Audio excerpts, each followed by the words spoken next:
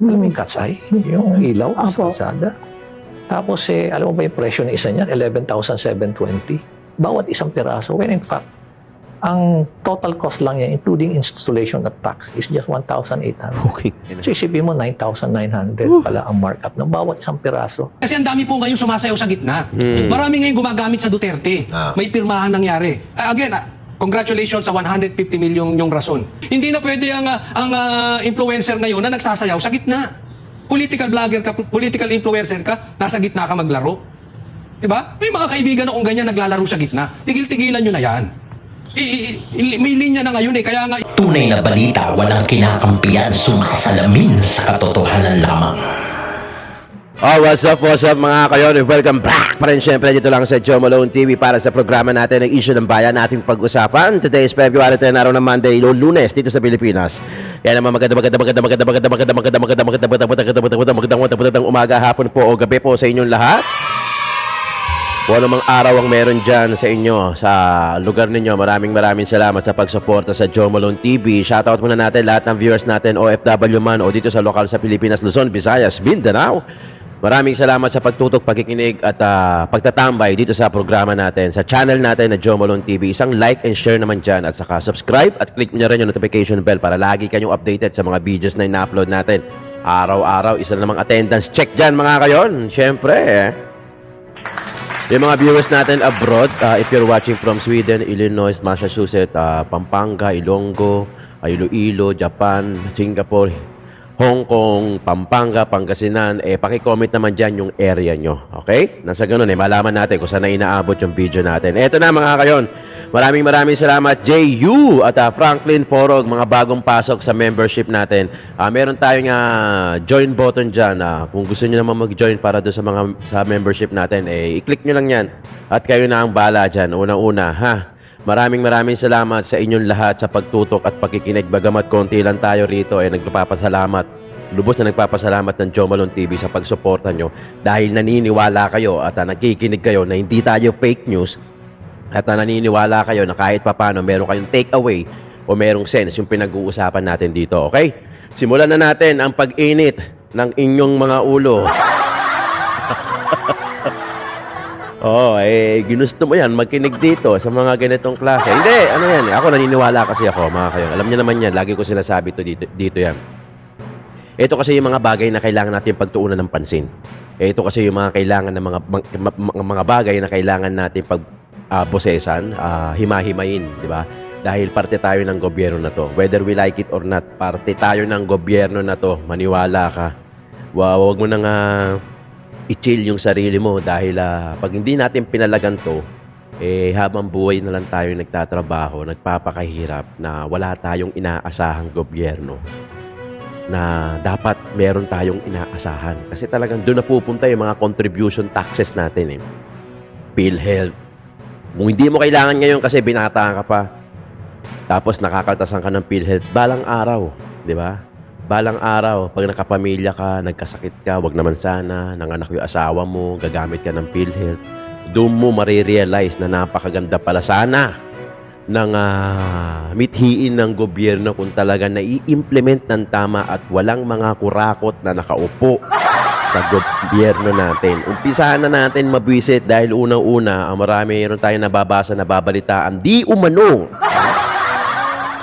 na bankrupt na daw ang PhilHealth. Boom! Aba, matindi! My God, Ano I hate drugs. ang masasabi nyo dyan? Ayan, nabasa ko lang nabasa ko lang. Pero mukhang reliable kasi parang sa Supreme Court ata galing Ewan ko, basta may nabasa ako. Hindi ko lang masyadong tinutukan kasi iba yung nasa balita, iba yung pag-uusapan natin ngayon So, ganun pa man, dapat nilang ayusin yan. Kaya nga napaka-importante na mailatag ko namin mga political vlogger, yung mga kandidato, mga senatorial aspirant, mayoral aspirant, mga congressman aspirant, na sa ganun, makita nyo kung sino ba yung mga dapat natin iboto. Alam nyo na yan, di ba? Karamihan sa atin, lalo-lalo na yung mga mahilig sa politika, na gustong lagi nakatutok, hindi man sa akin o sa ibang lugar man o sa ibang channel man, alam nyo yan, di ba? Yun nga lang, mas marami pa rin kasi yung mga talagang walang alam, hindi aware, hindi walang alam. Sabagay, parehas lang din yun eh. Yung hindi aware, di ba? Yung hindi aware sa nangyayari. Yung tipong naabotan lang ng 1,000, uy, okay to ha, mabait to ha. Sige, boboto kita, di ba? Well, in fact, na yung perang binigay naman sa'yo, hindi naman galing sa sarili niyang bulsa. Di ba? Galing niya sa pera pala ng kaban na naipon o kulurakot niya. Yun ang pinamigay niya kasi mag-e-election na. Pero alam mo, kahit galing sa bulsa niya kahit galing sa bulsa niya, okay, pasalamat, galing sa bulsa mo. Pero, dapat alam mo kung ano yung intention niya sa bayan. Di ba? Kung ano yung intention niya, kung bakit siya tatakbo, yun ang pinaka-importante. Dapat ba, baka mamaya, na ano lang yan ng mga kaalyado niya, natukso lang ng mga kaalyado niya. Dapat ang una lagi, taong bayan. Ang una lagi, sa prinsipyo, yung mamamayan. Kasi tayo yung maghahalal sa kanila. Tayo yung magluluklok dahil naniwala tayo. Like Rodante Marcoleta, halimbawa lang Congressman Rodante Marcoleta, sinusuportahan din natin to. Yun nga lang, hindi ko masunod-sunod yung pag-vlog sa kanya kasi ang daming issue na dapat talagang pag-usapan. Kulang nga yung ina-upload natin actually, yung 2 beses na pag-upload natin sa isang araw, kulang pa eh. Dapat, sa dami ng issue na dapat pag-usapan, na dapat talakayin, dapat talaga, kung kaya ko lang mayat maya talaga. 'Di ba? Kasi ang daming pwedeng pag-usapan eh, 'di ba? Tulad na lang ni Congressman Rodante Marcoleta. O ang isa sa mga plataforma niya, layunin niya, napakaganda nito. Isa to talaga sa magpapasarap ng buhay ng bawat Pilipino. Hindi naman sarap, siguro makaluwag-luwag, yung pagpabababa ng kuryente. Alam ko, hindi lang ako yung nahihirapan. I'm sure, marami tayong mamamayang Pilipino na nahihirapan magbayad ng kuryente. Pero wala tayong choice. Di ba? Pag mainit, summer, magbubukas ka ng aircon kaysa naman magkasakit ka. Magbubukas ka ng electric fan. Magcha-charge ka ng cellphone mo. Bubuksan mo yung ref mo. Bubuksan mo yung TV. Mag-i-internet ka. Yung internet, magdamag, maghapon, nakasaksak. Although mura lang naman yun. Pero kahit na. 'Di ba? Pag nagsama-sama yung mga mura na yan, syempre papatong-patong yan hanggang sa lumaki. Depende lang sa lifestyle mo. Kung may aircon ka man, wala.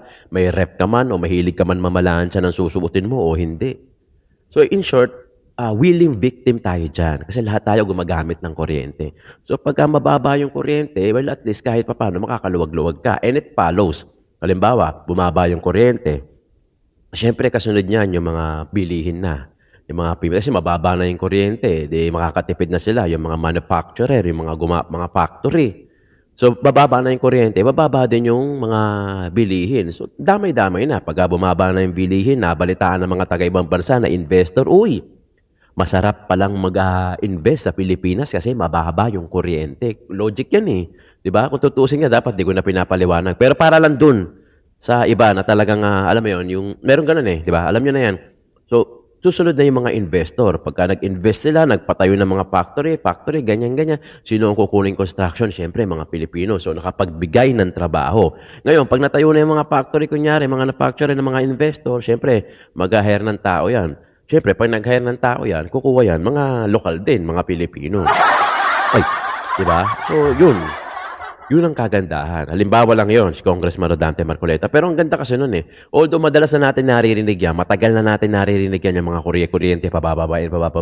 Well, sana si Congressman Rodante Marcoleta talagang hindi siya magsawa.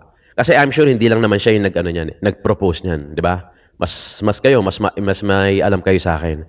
Malamang meron ding iba na nag-propose niyan o yan din yung plataforma nila. Siguro sa sobrang tagal ng proseso ng gobyerno, nanawa na hanggang sa hindi na. Ngayon, taas-baba lang. Para taas-baba lang di ba? Taas-baba lang yung kuryente. Tataas. Spaghetti nga tawag ko dyan Tataas, bababa, tataas. Parang spaghetti lang talaga. Di ba? Parang ano lang yan, gasolina. Di ba? Taas-baba. Kunyari si Petron magtataas. Tumaas si Petron, doon tayo kay Shell. Doon nagpa-gasolina. Siyempre, tumubo si Shell. Kumita ng kumita. Tapos sa the following week, si Shell naman yung tataas, si Petron naman yung bababa. Di pupunta naman kay Petron. Papagasolina. O di si Petron naman yung kikita. Ngayon si Shell, medyo relax lang ngayon. Yung mga loyal lang ang magpapagasolina dyan. Pero para doon sa mga umahabol sa mababa, lipat-lipat yan. Walang branding dyan. Di ba? So ano yun? Parang naggagaguhan lang tayo, di ba? Dapat bababa talaga. Pag tataas, dapat pigilan pa rin pababa. Kasi ang magsasuffer pa rin yung Pilipino di ba? Yung mga nangyayari ngayon sa gobyerno, whether impeachment man, pro-Marcos ka man, anti-Marcos ka man, pro-Duterte ka man, anti-Duterte ka man, ang magsasuffer talaga dito, Pilipino di ba? Kaya nga marami nag-abroad, noon pa man. Tandaan nyo, kung masagana ang isang bansa, may mag-a-abroad man ng mga lokal dyan, pero hindi lahat. Pero sa Pilipinas, sa case sa Pilipinas, sa sobrang hindi ganun kaganda, o hindi ko sinabing pangit pero sinabi ko hindi ganun kaganda. Yung bansa natin, kaya karamihan ng mga Pilipino, kahit noon pa to, nag-a-abroad. Kasi nagbabaka sakali sa abroad, nagti-TNT sa abroad, para makakuha ng trabaho, para matustusan yung pangarap ng pamilya, matugunan yung pangangailangan ng pamilya, handang iwanan ng lahat, handang talikuran ng lahat. Can you just imagine? Bata pa lang yung anak mo, sanggol pa lang, aalis si tatay, si nanay, pupunta na ibang bansa para makipagsapalaran, not knowing kung safe ba yung pupuntahan o hindi. Noon, hanggang ngayon, ganun pa din, di ba? Although mas marami lang yung opportunity ngayon kasi marami ng mga Pilipino nakakapagnegosyo. Pero noon talagang ang puntahan natin abroad, 'di ba? Kung maganda ang bansa mo, may mag-abroad pero hindi lahat. I mean, hindi ganun karamihan, 'di ba? Wala 'di ba? Kaya nga talagang pilit natin talagang pinag-uusapan, binibigyan ng kulay ang mga ganitong klaseng talakayan dahil syempre hirap na rin yung mga tao, hirap na rin yung Pilipino, 'di ba? Kasi parang paulit-ulit, parang chain, no? Para siyang curse na paulit-ulit na nangyayari, magluluklok tayo, may papaupo. Ang kaibahan lang naman ngayon kasi mas matalino na yung tao ngayon kasi may mga social media. Unlike before na wala talagang siguro yung vote buying siguro noon, talagang sagana talaga, no? Kasi talagang walang social media, hindi mo alam. Pag kumatok sa pintuan mo, uy, pera to, matik. Tapos yun na, wala na. Tapos na doon, boboto mo na yun. Diba? Kasi hindi mo alam Walang social media, walang May mainstream media, may mga bali-balita, pero alam mo naman yan diba? Siyempre, may mga yan. Alam mo na yun, di ba? Unlike nito mga social media, hindi naman talaga bayaran. Yung iba bayaran. No? Hindi naman tayo magpapakaano dyan. Yung iba bayaran, yung iba hindi. So, yung mga hindi bayaran, yan yung mga talagang walang kinikilingan, di ba?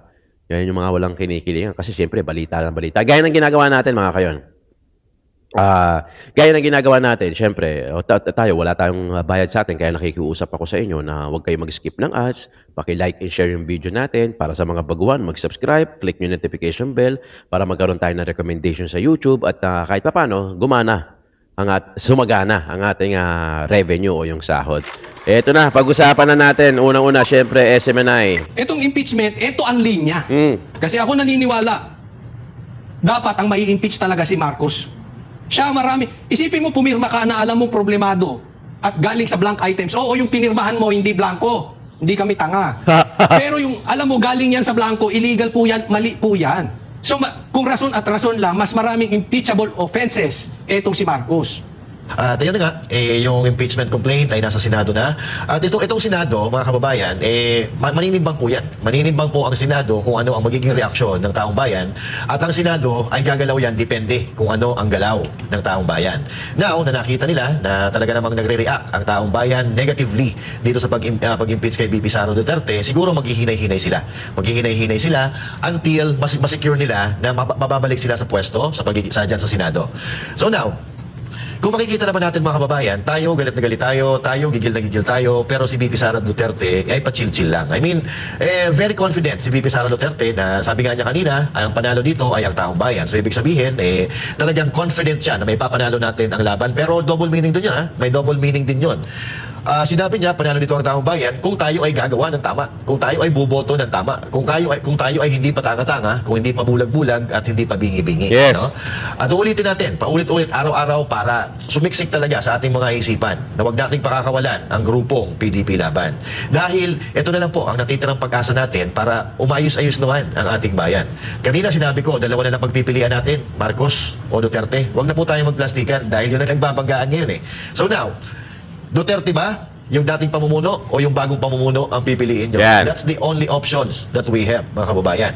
At ang sabi nga ni VP Sara Duterte, God save the Philippines. So, ibig sabihin, talagang malala na. Sukdulan na po ang problema ng ating bayan na hindi naman may kakaila, no? Hindi naman makakaila dahil sa nakikita natin sa ating lipunan, sa nakikita natin sa ating kapaligiran kung ano-ano, na minsan na lang ay mapapadasal ka na lang ng ama namin dahil talaga naman na hindi maganda ang nangyayari sa ating bayan. Totoo. At ang huling bitaw ni VP Sara Duterte ay positibo, mga kababayan. Positibo ang huling bitaw ni VP Sara Duterte kahit dahil nagbibiro pa nga siya eh. Nagbibiro pa siya, daw sinabing mas masakit pa ang iwanan ng jowa kaysa i-impeach ng House of Representatives. Pero ako, may mas masakit pa dyan eh, VP Sara. Mas masakit yung pagkatapos kang pakinabangan at gamitin, bigla ka na lang iiwan. Katulad ng ginawa sa'yo ng mga Marcos at ni Martin.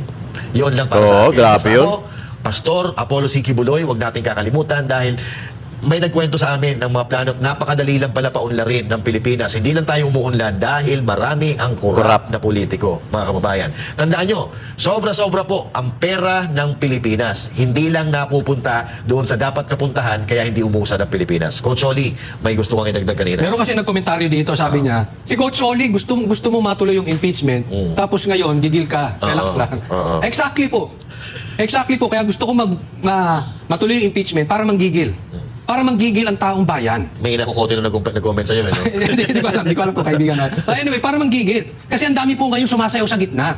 Marami ngayon gumagamit sa Duterte. Kasi mahirap mong gamitin ang isang tao pag siya ay palubog. Ang gusto ng mga yan, doon sa parating panalo. Ngayon, nagkakaalaman. May pirmahan nangyari. Again, congratulations sa 150 million yung rason. Kaya kayo pumirma. Sana all. Pero, yun na yun eh. Ngayon, nakita natin. Itong impeachment, ito ang linya. Sinasabi ko, hindi na pwede ngayon na politiko nagsasayaw sa gitna. Hindi na pwede ang influencer ngayon na nagsasayaw sa gitna. Political vlogger ka, political influencer ka, nasa gitna ka maglaro. Diba? May mga kaibigan akong ganyan naglalaro sa gitna. Tigil-tigilan nyo na yan. May linya na ngayon eh. Kaya nga isigaw nyo doon sa mga pinapanood nyo. Kung pinapanood nyo, duda kayo. Ibig sabihin, hindi nakalinya yan. Sumasayaw yan sa gitna. So exactly, talagang gusto ko ma-impeach. Actually, gusto ko nang masimulan para magkalinyahan na ng maayos. At Kung matapos sino na to. Kasi ako naniniwala, dapat ang mai-impeach talaga si Marcos. Siya marami. Isipin mo, pumirma ka na alam mong problemado at galing sa blank items. Oo, yung pinirmahan mo, hindi blanco. Hindi kami tanga. Pero yung, alam mo, galing yan sa blanco, illegal po yan, mali po yan. So, kung rason at rason lang, mas maraming impeachable offenses, etong si Marcos. So tapusin natin to, magkalinyahan na, and after this, we go through, malay mo, next, after the election, kung naboto nyo ang PDP, maybe, pag sa Congress, ang mga district Congress na iboboto nyo, maybe, who knows, tayo naman ang magsampa ng impeachment kay Marcos. Ganito singit lang natin. Yung sinasabi ni Coach Oli, marami kasi mga political influencers, political vlogger na talagang namamangka. Sa kanya, ang word niya, ang terminology niya, sumasayaw eh. Ako, namamangka sa dalawang ilog, nasa gitna. Yung sinasabi niya, luminya ka na. It's either of the two, Marcos o Duterte. Kilala na niyo ako. Yung mga nanonood sa akin, kilala niyo kung sino yung sinusuportahan natin. Wala akong ibang binablog. Iikot lang tayo rito. Isko Moreno, BP Inday Sara, Congressman Rodante Marcoleta, Attorney Vic. Pasensya na kayo, hindi tayo, iikot lang ako dyan. Kaya ako, humihingi ako ng suporta sa inyo dahil mababa ang views ko. Hindi na ako nakaka-50 mil na views. Hindi na ako nakaka-50K. Hindi na ako nakaka-100K. Puro 20, 30. Pero okay lang. Okay lang kasi gagawin natin to, may manood-mano wala. Kasi alam ko, wala, BP Inday Sara lang talaga. Dito na ako sa linya na to ng mga Duterte. Dito na ako sa linya ng Isko Moreno. Kung naniniwala kayo sa akin, naniniwala kayo kung alam nyo kung sino yung sinusuportahan ko. Iilan lang yan. Isko Moreno. BP Inday Sara, Congressman Rodante Marcoleta, Attorney Vic Rodriguez, Apollo Kibuloy. Ito pa iniisipan ko si Along Malapitan. So yan yung mga iniisip ko, yan yung mga gusto kong suportahan. Kilala nyo ako. Yung mga hindi nakakilala sa akin, sige mag-backread kayo. Hindi ako namangka, hindi ako sumayaw. Talagang noon pa lang sinasabi ko na Duterte. May hashtag tayo dyan, gamitin nyo. Hashtag Protect BP Sara. Hashtag Joe Malone TV. Yan ang hiling ko sa inyo. i-like nyo yung video natin na may recommend naman tayo ni YouTube. Kaya nga, very important to election. Tingnan nyo, oy, yung congressman ko rito, sa Laguna, sa Davao, sa Cebu, o tingnan mo yung congressman ko ba nakapirma, lagi nyo titingnan niya, nakapirma ba? Pag nakapirma, wag nyo nang iboto. Delikado yan. Kasi baka yan, Pera-pera yan. 50 million reasons. Oo. Oh. So, alam na natin ngayon. At kailangan natin ng numero. Eto, palagay ko magigising ng taong bayan. Kasi dati daming natutulog eh. Oh, di ba? So, kaya gigil ako. Oh. Gisingin natin sila. Huwag ng boto ng boto. Pambihira kayo, bayad. Boto kayo ng boto ng party list na makabayaran black. Oh, ano nangyayari sa atin? Boto kayo ng rider. May inasikaso bang rider yung mga yan? Oh. Ngayon may nakita pa ako. Ang laki ng billboard, wifi. Ano ba naman party list yun? Pati wifi. May pabilis na. Pambira. Kaya ako nagagalit dito sa mga ating ano. Tapos tayo naman, boto ng boto. Di ba? Oh. Ayusin na po natin ang boto natin. Gawin, wag pinutol ko na eh. I'm sorry for the term dahil alam ko kayo, yung mga nanonood sa akin, sobrang, observer na tawag ko sa inyo eh. Kasi na-observe nyo, may knowledge na kayo pagdating sa mga politiko na pulpul, politiko na talagang corrupt, di ba? Pero I'm sorry to say na talagang mas marami pa rin kasi yung mga walang pakialam. Mas marami pa rin kasi talaga yung mga hindi alam kung ano yung nangyayari kaya nga hindi ako nagsasawa eh.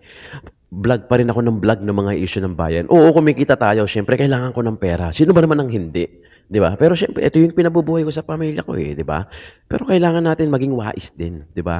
Itong Congressman Rodante Marcoleta, yan, latag ko sa inyo yan. Si Atty. Vic Rodriguez, si Isko Moreno, latag ko sa inyo yan. Hanggat maaari nga, sana si Roa Duterte na lang din eh. Di ba? Pero siyempre, sinis na Duterte blood naman. Ito si VP Inday Sara. Duterte tayo, solid. Diba? Hingi ako ng suporta sa mga lahat ng mga DDS supporter. Kung hindi naman kayo busy, i-play all nyo yung video ko tapos huwag kayong mag-skip ng ads. Naglilinis kayo, yan nyo lang siya mag-run. Sa gabi, mag-run. Yan nyo lang siya mag-run. Hinaan nyo na lang kung visit kayo sa boses ko. Okay lang yun, basta nagra-run lang siya ng gano'n. Yun, malaking bagay yun. Kasi di ba, alam nyo naman, di kami mga Duterte, wala namang bayad dyan. Mga Duterte vloggers, mga Duterte influencers, wala namang binabayad sa amin ng mga Duterte. Sinabi nga ni Coach Oli kahapon na kuripot ang mga Duterte dahil hindi nagpapabayad dyan. Hindi nagbabayad dyan sa mga vlogger. Wala kami nakukuha dyan. Sa inyo kami nakikiusap. Lahat ng mga manonood natin, di ba? Sobrang laganap na yung corruption. Gumising na tayo, di ba? Tama yung sinasabi ni Coach Oli. Pwedeng sinadya o talagang yun naman talaga yung mangyayari. Bili mo, babalik yung impeachment sa June.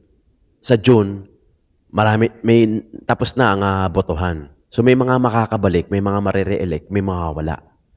So baka iniisip ko lang logically, baka kumukuha lang ng security itong mga nasa Senado kung makakabalik sila. Pag nakabalik yung mga anti-Duterte, yung mga galit kay Duterte, o sila ngayon yung boboto sa Senado sa impeachment. O de sinong kawawa? Filipino people. Di ba? Kaya nga sinasabi ni Coach Oli, PDP, vote straight. Nang sa ganon, lumamang ang Duterte, nang sa ganon, hindi ma-impeach si Sara. Kasi talagang titirahin nila. Bakit ka mo? Logic. Sa dami-dami nila, yung pumirma, sa dami nun. Sigurado ba kayo lahat yan? Ayaw nila kay Duterte? O kailangan lang nila ng pondo? Totoo na tayo. Wala na tayong pakialam Sobra na yung pangungurakot nila Sobra na. Diba? Etong si Mayor ng Baguio Magalong, itong next na video natin. Diba? Yun ang may bayag. Yan ang may mga bayag. Na talagang hindi mo masisilipan ng pagkaduwag. Na namangka, na sumayaw. Na dapat may linya lang. Either of the two ka lang, huwag ka na pumunta sa gitna. Marcos o Duterte ka na lang. Huwag ka na mamangka. Para malaman natin kung sino yung mga talagang totoong kaalyado natin, kung sino yung mga totoong kalaban natin. Pakinggan natin, Mayor Magalong ng Baguio. Recently, may sinabi ka. Sabi mo si Speaker Martin Romualdez, in so many words, nagpapamudmud ng pera na galing sa pondo for social programs, for aid programs. Yes. No? Sabi naman ni Congressman Mark Go, hindi totoo yung mga sinasabi mo. So my question is, why should we believe you and not Congressman Marco? Alam mo, may nagsisinungaling dito. Pero siguradong hindi ako nagsisinungaling. Why? Because very reliable yung sources ko eh. I've been with the Philippine National Police, I've been with CIDG, and I know how to evaluate my information. Yes. Pulis yan Hindi tanga yan. Pulis yan, di ba? May mga sources yan, may credibility na mga informant yan, may mga agent yan. Hindi yan basta magbibitiw ng salita, nang walang bas yan. Naging pulis ka pa. Alam mo naman, yung training ng pulis batak na batak yan sa mga ganyan. Okay ba to? Source natin. Alam nila yan, maniwala kayo sa akin. Reliability lang Reliability lang pag-usapan at credibility. Siguro very reliable yung mga information. Kung minsan nga, kinokorek pa nga ako ng mga informant ko na hindi ganon. Ganito yan. So talagang ilang beses ko na yan na binalidate. Kaya alam mo, kung pag-aaralan mo lang yung unang salita ni Congressman Marco na sinasabi niya na wag na lang politikahin, suportahan na lang. O, ibig sabihin niyan, hindi totoo. Di ba? Di ba? Wag na lang politikahin, suportahan na lang. Kumbaga, parang, wag niyo na silipan to. Wag niyo na, sa ibang way na lang. Di ba? Bigla na lang siya nagsalita uli na hindi totoo yan 777. Well, kulang na lang banggitin ko rito kung sino yung mga informante ko eh. Siyempre, hindi Pero pwede. ako na nagsasabi sa'yo, highly reliable yung See? informant ko. Pulis Kaya sabi yan mo, May posisyon yan nagsisinungaling dito. But definitely May rango hindi yan. Siguro sabihin ng iba, anong mali doon? Anong mali na dumadaan ang pondo sa politiko? Anong mali doon na nagpapamudmud ng pera di umano si Speaker sa mga sorties, nagbibigay sa mga kongresista? What's wrong with that? Unang-una, ganun na lang ba kadali ang pag-disburse ng pera? Yes. Na ang decision ay nanggagaling lang sa isang Tao. yung process of disbursement. Hindi ba merong Proseso. defined na process flow yan? Hindi yung kung ano yung gusto Basta ng speaker, binibitawan. kaya na niya kagad ibigay. Diba? Kung kami nga sa local government, bago namin disperse, kailangan dumaan sa isang proseso na very tedious. Sila, pwede ba yung I want this, I want that, patapos implement mo kagad? Pangalawa, bakit hindi sila transparent? Diba? Bakit hindi sila transparent? What are they hiding? Another is, alam mo, saan nanggagaling yung pondo? Saan nila kinukuha yung pondo? Why is it that many are silent? Ikaw lang ang nagsasalita, Mayor. Yes. Ikaw lang ang nagsasabi na ganito nga ang patakaran. Why are they silent at ikaw hindi? Alam mo, minsan pag nakakausap ko yung mga ibang mayors, na minsan nakakatanggap din ng AIX, TUPAD, MAIP sa iba't ibang mga lawmakers. Katulad ko, nakakatanggap din ako sa senator. Ako nakakatanggap. Nakakahingi ako doon. Minsan, nakikiusap talaga ako kasi kailangan namin. Yan. Alam mo, baka mawalan sila ng tubig sa gripo nila. Yun. Kaya takot din sila magsalita. No? At naiintindihan ko naman sila. Second is, siguro hindi rin sila sanay na makipag-away. Kaya ako naman, nasanay na sa mga conflict. Kaya, ako na lang ang pinapakiusapan nilang, Mayor, ikaw na lang magsalita. Huwag na lang muna kami. Kasi kawawa lang kami. At least ikaw, marami kang suporta. Takot mawalan ng tubig sa gripo. Lalo-lalo na sa uniform service, sabi sa akin. Kaya malakas ang loob ko magsalita. Pero hindi ibig sabihin yan na hindi ako natatakot sa sarili ko, kaya sa security ko, sa safety ko. Siguro not much for myself, for my safety, but for the safety of my family. Yun. Kasi kung may plano silang gawin sa akin, paano kung kasama ko yung pamilya ko sa loob ng sasakyan? May ganun Siyempre, ba? May yun. banta pa? Wala pa yan, pero malamang pulis yan, alam niya na yan. Yung ganitong mga issues kasi talagang very sensitive. Kung Yes. naramdaman ko nga to nung panahon na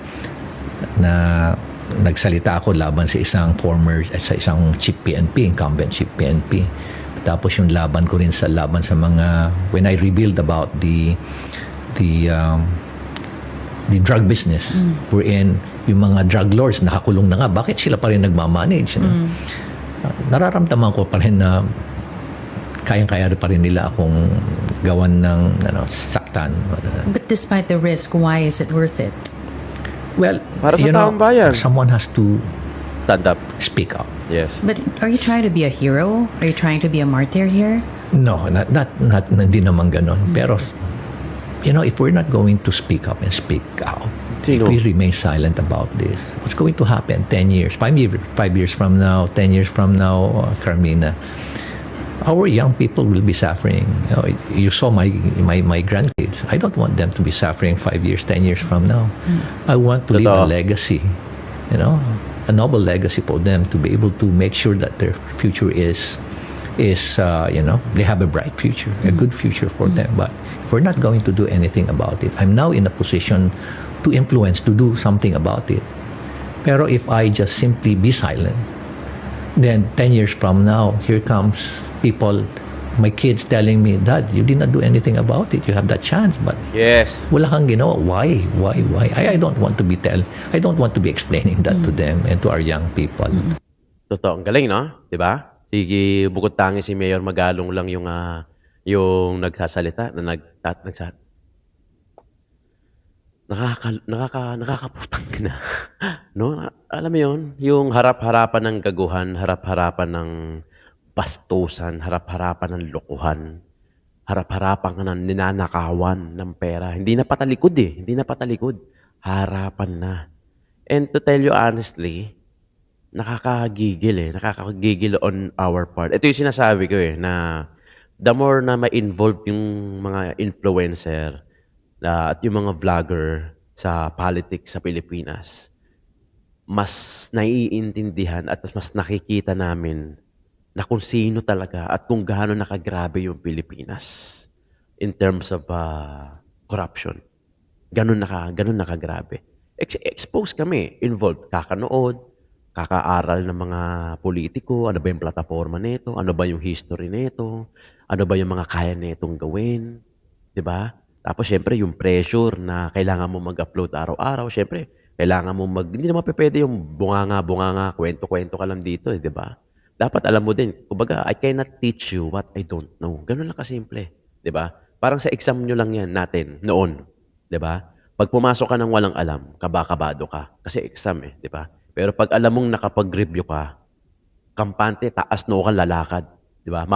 It's either mauuna ka matatapos o isa ka sa mga mauuna matapos. Pero pag hindi ka nag-review, huli kang matatapos. Ganun lang kasimple sa amin din. I cannot teach you what I don't know. Hindi ko kayang humarap sa inyo nang wala akong alam na hindi ko napanood in the first place. Napanood ko na to. Napanood ko na yan. Siyempre, diyan manggagaling yung salita ko eh. Di ba? Diyan manggagaling yung salita ko. Ayun yung lingkod. Alam ko may mga ilan dyan na naniniwala sa akin na kahit paano, kung bibigyan ko lang kayo ng clips, mga video clips, hindi na ako magsasalita rito. Yan, panoorin nyo lang, sabay-sabay tayong manood. Di ba? Pero hindi ganun yung gusto kong mangyari. Ang gusto kong mangyari, may take away kayo sa akin. May matututunan kayo sa akin. May matututunan din ako sa inyo through your comments. Kasi nababasa ko naman yung mga comment nyo eh, di ba? Hindi ako nagmamagaling dito. Hindi ko sinasabing expert ako patating sa politics. Hindi, pare-pares lang tayong observer.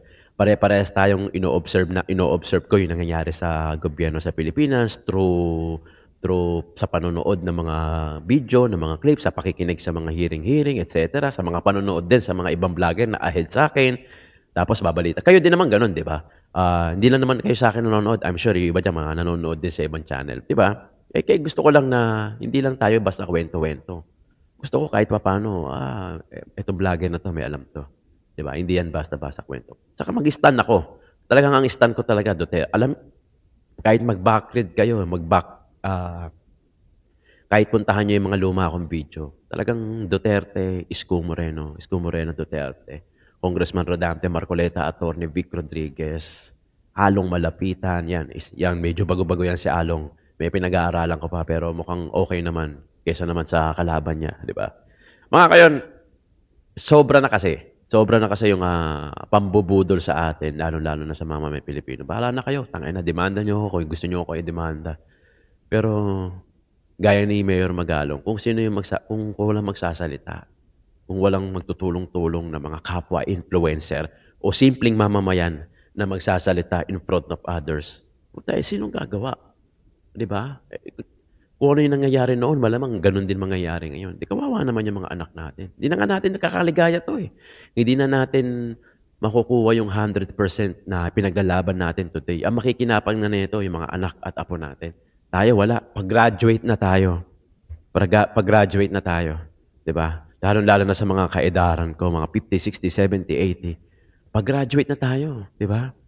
Pero sa mga anak natin na hindi pa, putya, wag naman nila sanang abutan yung ganitong klaseng gobyerno. Diba?